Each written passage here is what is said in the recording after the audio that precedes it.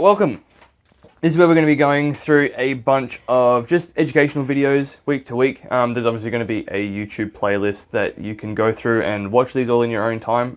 But you will be, as you did with this one most likely, be getting these messages throughout the week, weekly, over the next however weeks, however long it kind of takes me to explain everything. So just adding a little bit more content, and making sure that everyone fully understands all the concepts when it comes to exercise, diet, lifestyle, all those sort of things, right? So the first one that we'll be touching on is our RPE or RIR scale. So in your app, when you get your program, you will see that there will be a RPE or RIR scale.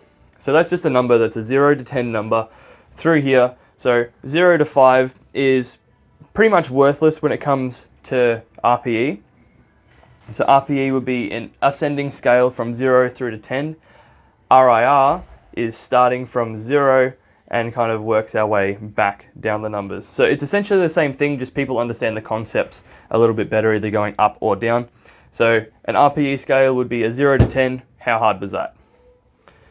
Where other way, an RIR would be 10 would be 0 RIR or reps in reserve, and then 1 rep away from 10 or 0 would be a 1 RIR, 2 RIR, 3 RIR, and then RPE would be 7 out of 10 difficulty, 8 out of 10 difficulty, 9 out of 10, and then a 10 out of 10 difficulty would mean that you have 0 reps left, right? So they kind of are the same thing. Anyway, so in your program you will have, say, RPE 3, RPR 5, 7, 9, or an RIR 0, 1, 2, 3. With most of the programs, because I find RIR is a little bit easier to understand, they will be an RIR, so how many reps you should have in reserve. So anything south of 6 is pretty much null and void. There is very, very little evidence to suggest in scientific literature that anything outside of 4 reps away from failure is really going to provide enough of a stimulus or a damage to the muscle to force some kind of an adaptation. And that adaptation is generally going to be muscle growth, right? So unless it's injury prevention or something along those lines, there won't be anything that's going to be south than 6 or 4 reps in reserve. So working our way up, so then yeah, 7 out of 10 would be 3 RIR. And you have 2, 1, 0. Now, something important to consider is that, like I was saying before, anything south of 4 RIR is going to be suboptimal. And the closer we get to, say, 2 reps, 1 rep, 0 reps, it's not just a little bit of growth per set. The closer we get to failure, the more of a multiplication we get of stimulus and of growth, which is also why when we get to failure training, it is very hard and it's very intense, and it means that we take more time to recover, because there is also going to be some kind of a recovery aspect to this as well. Most people can train at about 2 RIR, and they can keep that pretty consistent throughout their training, and that's, for most people, is going to be fine. But there's a little bit of gains, there's a lot of gains, as well as the fatigue, that comes into play moving here. So when it comes to my serious programming, I'm going to go, say, as we get closer to a 0 RIR, we then have a deload and then start off again. So you're getting most of your results at about a 2 RIR. You're getting a little bit more results at 1 RIR, and you're getting a fair bit more results when you hit failure. But then that's also pretty linearly aligned with the amount of volume that you need to recover from, the amount of recovery that you need to take on. So training at 0 RIR forever, theoretically, you'd be getting the most muscle gains, but there's going to be so much fatigue that eventually you're going to start noticing injuries, aches, pains, sleep's going to be going to shit, all these sort of things.